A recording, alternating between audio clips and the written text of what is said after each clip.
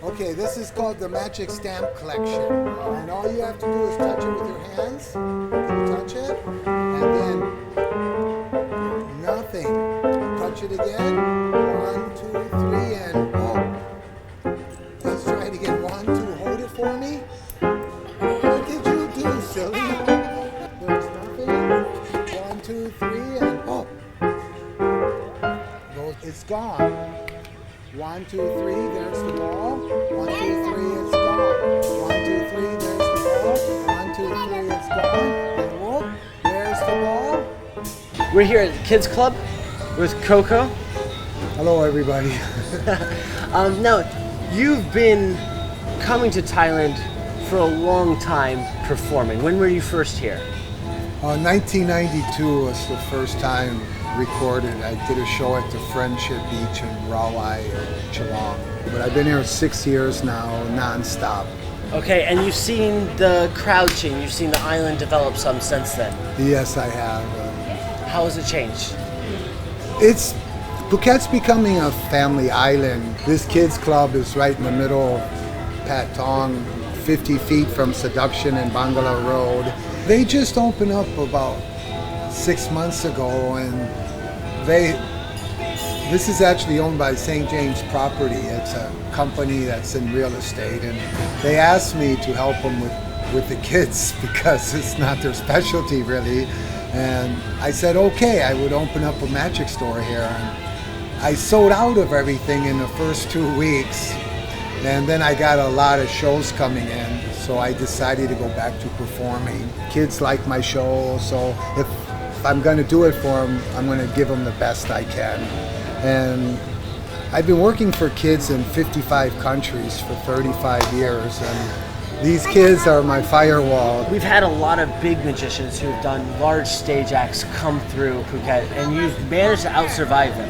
Why? What are you doing that's different that outlasts these stage performances? That's a good question. I probably don't have the right answer, but I can guess ego is one problem. A lot of people come here. We have some famous magicians like Joe Conrad, Joe Labero from Sweden, one of the best magicians in the world, actually, and they didn't last more than a few months. And I think when you come here, you need to win the people's heart. And in Thailand, if the people see what you do is noble, they will support you. But I think if you're coming here just to make a profit, Thailand might be disappointing for you. Now, you see the card? 1, 2, 3, and up. Where'd it go? Oh, it's in your ear. I found it. You had it. Okay, watch this one, you guys. 1, 2,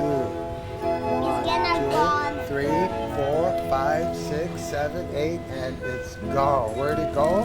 Take it up. Too late. You don't have it. What happened? Fire. Oh no! Whoop. The key. He takes the watch. Whoop. 1, 2, 3. You don't just perform here at Kids Club. You actually do a lot of street magic also. Is that right? Yes, I do. I wanted to know how I could travel around the world without any language barriers or without speaking. And I watched a pantomime in New Orleans, and he did a great show, and everybody was giving him money, and he wasn't speaking. And I was fascinated by that, and so I started doing it myself. So you started out in pantomime and then moved to magic? Yeah, first I was a human robot, and I used to stand there, and I'll give you an example. This is before I was a clown. I used to stand on the street. What about one for her?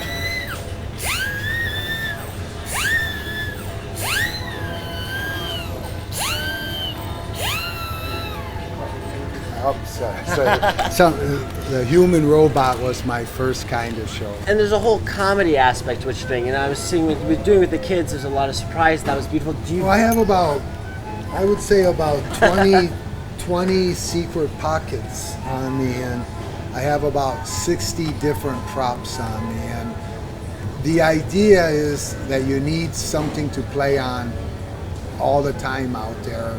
If there's music, chaos, the police, no matter what kind of obstruction is out there, I need something to turn it into humor. So I carry a lot of props, about 60 props. 60 props. Now I'm a street dancer, a clown, a pantomime, and a balloon artist, and a magician, all mixed into one show. And the idea was to do a balloon show with using the whole field of performing arts in a family-friendly way. On YouTube it says you make the fastest poodle out of a balloon. Yeah. Is that true? Once upon a time, I would probably say yes. I could probably make a balloon dog in less than 2 seconds. Can you show me? I want to see this fast balloon dog. You want to try to blow it? Right. Go ahead. Right. 1, 2, 3. Okay, wait. Easy. We need you for the program tonight. Okay.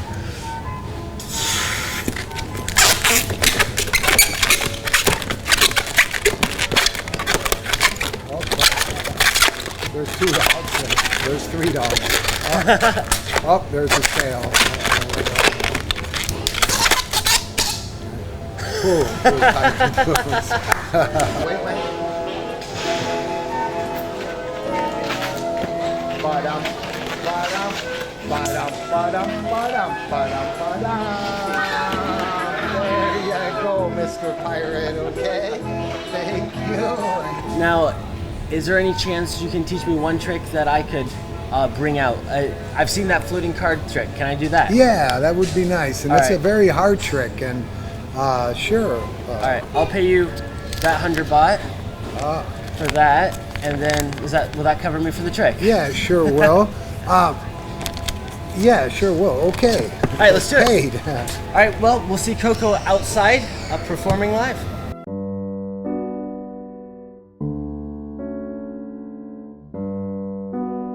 Now it gets serious. I have to go home tonight and I have to make a living, and this is the hard part. Just walking into a place and starting a show up, and nobody's expecting me. I'm just going to go out there and do it. And after I sweat enough, there's usually enough money in the hat that I can make a living. Jungceylon shopping mall has tourists all year round. And when it's raining, they have a big canopy, so I like to play there a lot. A street performer has about 10 to 15 minutes to make a show, catch his crowd, and make his money. It's so hot outside, a street performer would be lucky if he could work 1 hour nonstop. I try to give all my power in 20-minute show. And within that 20 minutes, I should have a crowd of 100 to 300 people, and I should make at least 2,000 or 3,000 baht. After 9 o'clock, people have had a drink, they're relaxed, and they give better tips. And in the daytime, they're mostly shoppers, and they don't give very good tips. So the idea is to hit them in 1 hour from 9 till 10 o'clock, and whatever I can get in that hour is usually enough to make a living. You have to compete with a mom and a dad with a telephone, a Happy Meal for 200 baht at McDonald's, and a Coca-Cola for 60 baht, and the mother is going to give the child 5 or 10 baht to give me as a tip. So I try to wait till 9 o'clock at night after the people have had some drinks and the families are coming home from dinner, because the fathers are much better tippers. And I don't know why, but mothers are usually the ones that say no for everything. And the fathers feel guilty they don't spend enough time with their children. So they really like to spoil their kids. And for some reason, I do very well from fathers, more than mothers. I never had a real job in my whole life. I'm a very independent person, and on the streets I write my own paycheck. And if somebody can't pay me as much as I can make on the streets, I don't need a job. So somehow I work on the streets to avoid jobs, and this gives me my freedom. There's a price you pay working on the streets, but if you work hard, people will look out for you and take care of you. But I don't think you really need a good show on the streets. I think what you need to do is to show the crowd that you're trying. And that's what most people are looking for, is effort. And if you're out there trying, people will support you.